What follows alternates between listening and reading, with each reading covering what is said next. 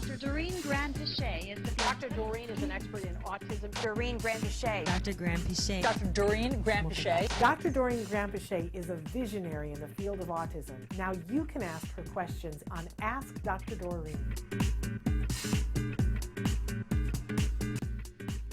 Somebody wrote in and said, I have a new roommate with autism, extremely high functioning. However, as an adult, they still need a caretaker in a sense. They cannot drive, really bad with money, super gullible, can't really cook.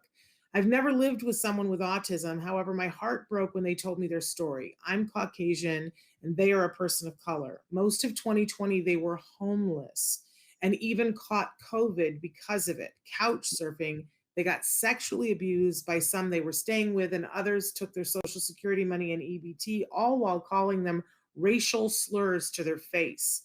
Some people are truly I have no interest in taking advantage of this human. They've been through enough, and I certainly don't want to add to the list. The issue is not only am I dealing with autism, I'm also dealing with PTSD from what they experienced in 2020. I'd like to help promote independence so that one day they can live on their own. However, also don't want to come off as cold. And I also don't want to coddle too much either. And I'll happily take any advice that I can get. Good Lord, what an amazing individual you are, first of all, for just taking this on, huh, Shannon? That's pretty amazing. Absolutely. Sending them a hug, right? It really touched my heart to think of this poor person who has been through so much and has landed with a person who's saying, I want to help, I'm not sure how. Yeah, that's pretty amazing. You know, I think a really wonderful story. I agree with Roberta. I think I want you to be successful. First of all, I really appreciate how much you care about this individual and how kind of an individual you are that you're trying to help. But I feel like there's a lot here and we'll try to unpack it. I'm not sure that just being a roommate, you can actually successfully manage all of it. So, the autism part, mostly when you have a high functioning adult who is struggling, a lot of it has to do with the inability to understand things from other people's perspectives. So it's very, very hard. I always say our adults, our teens, our kids are extremely sweet, kind individuals. And just because they are very wonderful and nice inside, they cannot project that someone else might be, having evil thoughts or intentions. They just don't understand that because it's not something within them, and they have a very hard time understanding that other people have different thoughts, different beliefs, different intentions, different motivations, and so on. So a lot of times our kids really have very little understanding of anything evil at all. So it doesn't make sense to them to even think of protecting themselves. They don't think that someone else might be lying to them.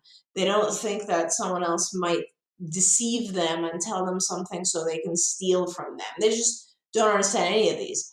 Now, if you notice, I named a lot of different things.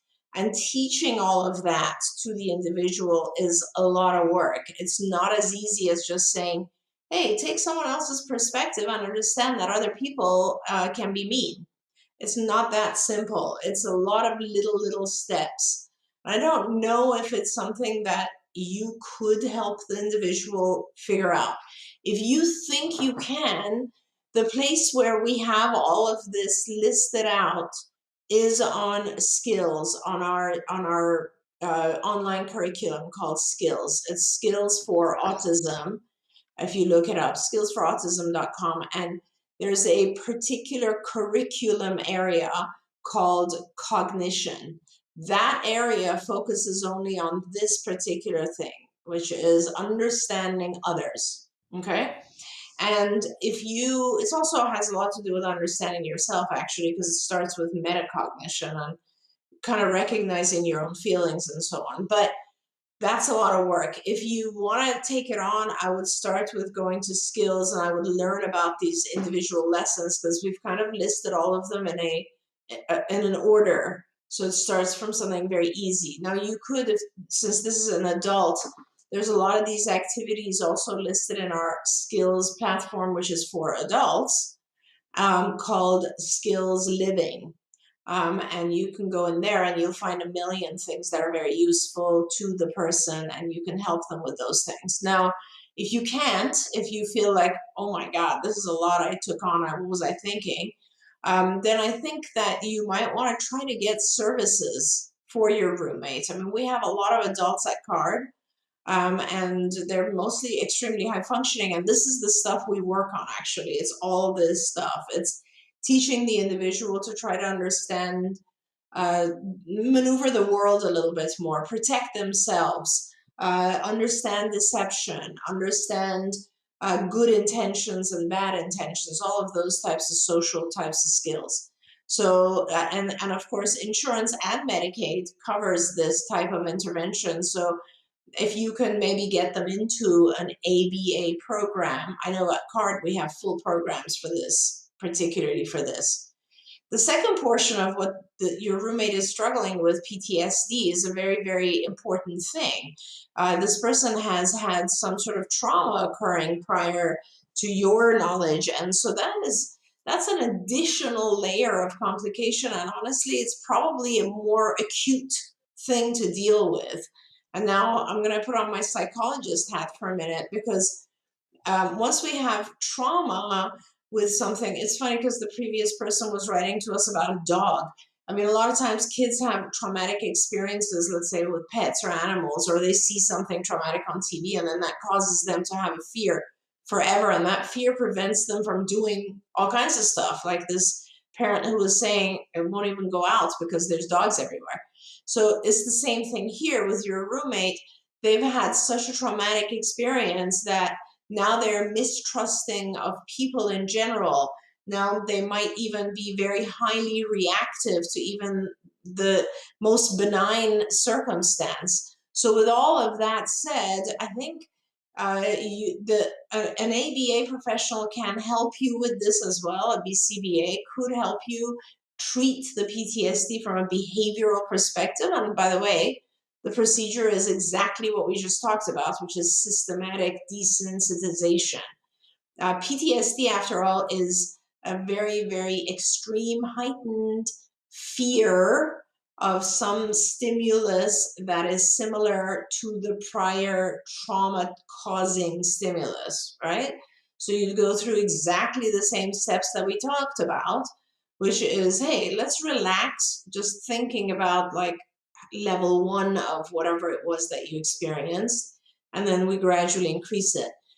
Psychologists use systematic desensitization and other types of techniques like meditation, visualization, etc., to help with PTSD. They also use other types of therapies that only psychologists are trained in, for instance, tapping types of therapy. There are lots of research shows that these types of like PTSD with veterans who come back and have PTSD, they do tapping therapy, and it really does help them. And tapping is a little bit too complicated for me to want to talk about here, but it does actually have a lot of effect. So I would separate the issues. We have autism, we have the PTSD stuff going on, the autism, and if it's, straightforward, doing just a systematic desensitization thing, a BCBA, board certified behavioralist, can help you with. If the PTSD is just so overwhelming that it's starting to cause the individual something like agoraphobia, like they don't even want to go out because they're scared of so many things, then I really think you need a psychologist. All of this stuff is insured. Insurance covers it, medical insurance or Medicaid.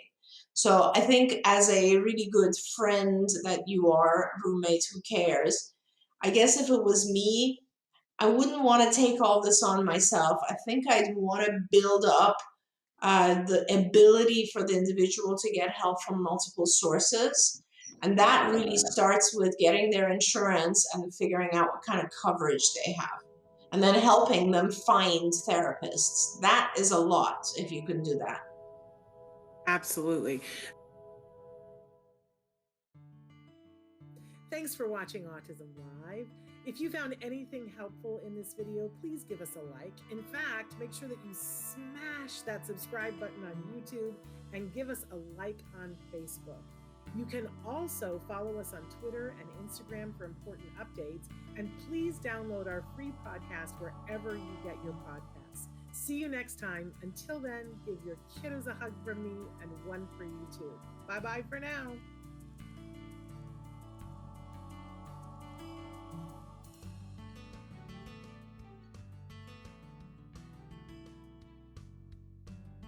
To subscribe, click here. And if you'd like to check out some more of our videos, click here.